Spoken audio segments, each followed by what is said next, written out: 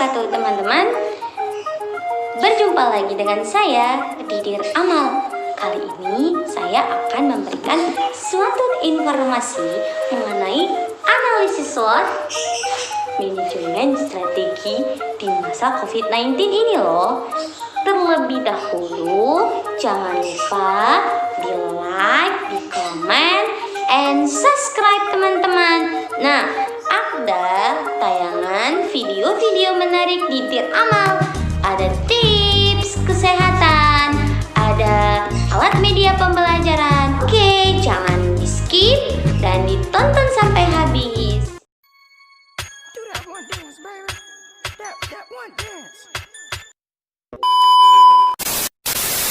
Terlebih dahulu, saya akan menjelaskan tentang manajemen pendidikan.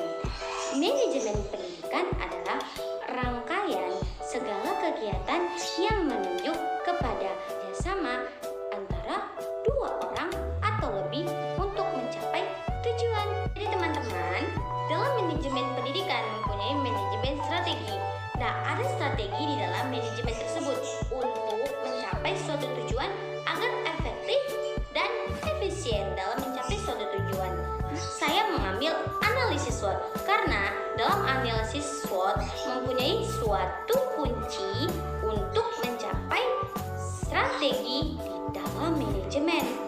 Jadi, pada masa COVID-19 ini kita diberlakukannya pembelajaran jarak jauh dari media WhatsApp, Zoom, Classroom, dan web lainnya untuk menunjang keberhasilan pembelajaran jarak jauh.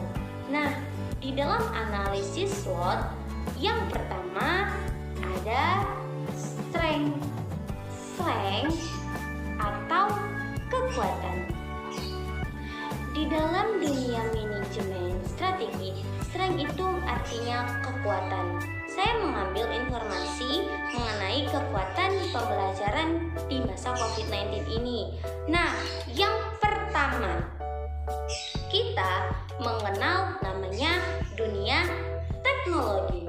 Dunia teknologi ini sangat bermanfaat untuk kita semua, mulai dari media WhatsApp, Telegram, Classroom, Zoom, Google Meet. Jadi, kekuatannya di pembelajaran jarak jauh ini kita tertuntut di era 4.0. Tahu kan teman-teman era 4.0 itu? Nah, sekarang kita ada di masa ini nih. Jadi, kita harus mengejar ilmu teknologi untuk agar lebih canggih, tidak ketinggalan zaman loh. Manfaatkan untuk media pembelajaran. Seorang guru bisa menggunakan media pembelajaran dari aplikasi apa saja untuk pembelajaran berlangsung agar peserta didik dapat memahami penjelasan dari guru tersebut. Dari dunia teknologi, bukan hanya pendidikan saja, tetapi dengan cara manajemen strategi ini, perusahaan bisa memanfaatkan dunia teknologi dari dalam rumah loh, seperti dunia bisnis. Nah, seperti dunia bisnis, kita bisa mengelolanya dari online shop dan lain sebagainya agar perusahaannya tidak berhenti saja, tetapi bisa berjalan dari rumah. Yang kedua, ada namanya weakness. Nah, ini artinya kelemahan. Jadi, di analisis SWOT itu ada kekuatan dan ada kelemahan. Kekuatan, kelemahan. Kalau ini seperti dikotomik loh. Kenapa saya katakan dikotomik ya? Dikotomik. Nah, dikotomik itu seperti kotak-kotaan atau dua pasang. Nah, jadi gini, ada masyarakat yang merasa tercukupi, ada masyarakat yang kurang mampu. Nah, atau dia tidak tercukupi. Kehidupan sehari-harinya saja dia tidak tercukupi. Maka dari itu, dari sisi masyarakat yang mencukupinya, maka pembelajaran itu berlangsung dengan mudah, daring, seperti mereka mampu menggunakan smartphone, laptop, atau yang lainnya. Dan mereka bisa menggunakan aplikasi dengan mudah karena mereka sudah tahu mengenai teknologi. Lalu, di dalam masyarakat yang tidak berkecukupan atau masyarakat yang masih tidak menggunakan smartphone atau masyarakat yang di daerah terpencil yang kurang koneksi internet maupun hambatan-hambatan lainnya. Jadi, banyak strategi yang kita lakukan. Triknya, yang pertama untuk mengatasi kelemahannya. Yang pertama, berikan jadwal mereka dengan tidak terbebani. Seperti seminggu ada sekali untuk breaknya. Seperti di hari Sabtu mereka weekend. Dan online-nya diberi jam-jamnya untuk mereka lengang waktu. Yang kedua, strateginya di masyarakat yang tidak tercukupi bisa kita melakukannya dengan home visit, kunjungan ke rumah. Nah, kunjungan ke rumah ini kita tetap sebagai guru melakukan protokol kesehatan seperti menggunakan masker, tidak bersentuhan, atau kita ke sana dengan daya tahan tubuh yang sehat. Jika kita sakit, kita tidak bisa menggunakan home visit, mereka mampu. Dan banyak anak yang bosan dengan daring tersebut karena kurangnya strategi media pembelajaran tersebut. Nah, jadi yang pertama, gunakan strategi waktu. Yang kedua, menggunakan strategi kunjungan ke rumah jika mereka tidak mampu untuk daring. Yang ketiga, strategi kita dengan menggunakan media pembelajaran yang kreatif dan inovatif membuat anak tidak bosan. Tiga adalah opportunity atau peluang, teman-teman. Peluang ini di masa COVID-19 pembelajaran jarak jauh ini sangat peluang bagi kita, siswa maupun mahasiswa loh. Karena ilmu semakin diasah akan semakin tajam. Jadi, semakin kita canggih menggunakan media teknologi, seperti mahasiswa bisa menggunakan atau menciptakan artikel-artikel yang banyak akan menghasilkan suatu produktivitas bagi dirinya. Nah, jadi peluang di masa COVID-19 ini pada strateginya kita bisa meluangkan waktu kita untuk lebih banyak menguasai ilmu, seperti membuat kerajinan, artikel, makanan, atau yang lain sebagainya untuk menjadi lebih produktivitas.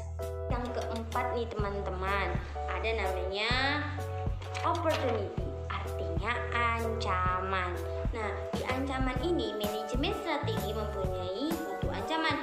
Untuk jika kita ada ancaman, kita bisa melakukan strategi-strategi apa yang ampuh kita pakai agar mencapai suatu tujuan kita di dalam suatu organisasi maupun lembaga-lembaga instansi lainnya.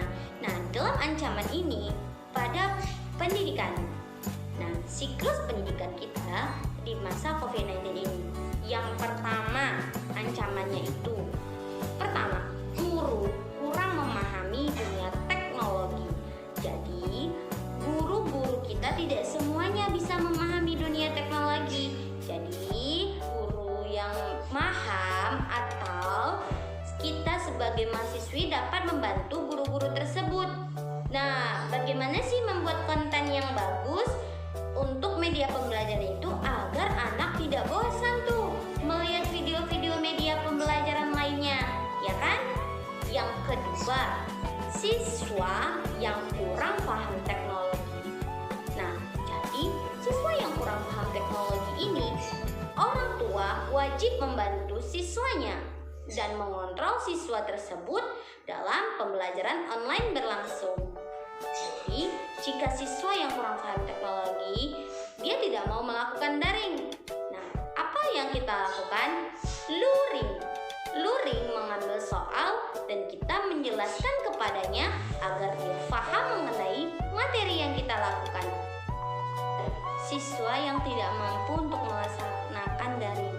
Nah, banyak siswa-siswa kita yang tidak tercukupi. Bahkan orang tuanya saja untuk makan sehari-hari saja kurang mencukupi kebutuhannya. Maka kita sebagai calon guru atau guru, kita bisa memberikan informasi mereka seperti guru-guru itu harus mengunjungi siswanya untuk menjelaskan, untuk meminta penjelasan materi yang akan dipelajarinya. Jadi siswa di Indonesia tidak ketinggalan dari pembelajaran yang berlangsung. Jadi ada strategi-strateginya. Seperti tadi yang saya katakan, ada luring menggantikan soal dari daring terganti jadi luring, atau kita bisa kekunjungan ke rumahnya. Ancamannya itu lulusan mahasiswa atau lulusan SMA di masa COVID-19 ini cukup miris atau cukup sedih karena tidak bisa mereka secepat itu bekerja, ataupun mereka tidak bisa secepat itu untuk bersekolah tatap muka dengan teman-temannya yang baru. Nah, karena dari lockdown ini, dari beberapa perusahaan atau karyawan, perusahaan ditutup, karyawan pun dirumahkan. Nah, jadi cukup miris kita melihat lulusan di COVID-19 ini gitu. Jadi dengan ancamannya itu kita bisa tadi produktivitas kita di rumah dengan karya-karya kita, dengan media-media yang ada di rumah bisa kita manfaatkan loh untuk menjadi hasil yang positif bagi diri kita dan keluarga kita. Saya mengambil kesimpulan bahwa manajemen strategi ini saya mengambil dari analisis SWOT. Apapun kekuatannya, kelemahannya, itu bisa kita atasi dengan strategi kita, dengan pola pikir sehat kita untuk mencapai suatu produktivitas yang berkualitas, yang kreatif untuk diri kita maupun keluarga kita. Dan dengan ancaman atau kekuatan yang kita miliki bisa menjadi daya tahan tubuh kita, daya tahan pikir kita untuk lebih luas berpikir sebelum bertindak, dan kita harus bisa mengasah ilmu. Semakin diasah ilmu, semakin tajam ilmu kita. Salam sehat dari saya, tetap menjaga kesehatan, protokol kesehatan tetap dilakukan dan dilaksanakan. Lebih dan cukup sampai di sini video kali ini.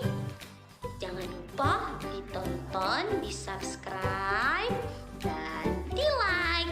Terima kasih teman-teman. Tetap beramal, tonton videonya. Assalamualaikum warahmatullahi wabarakatuh. See you next time.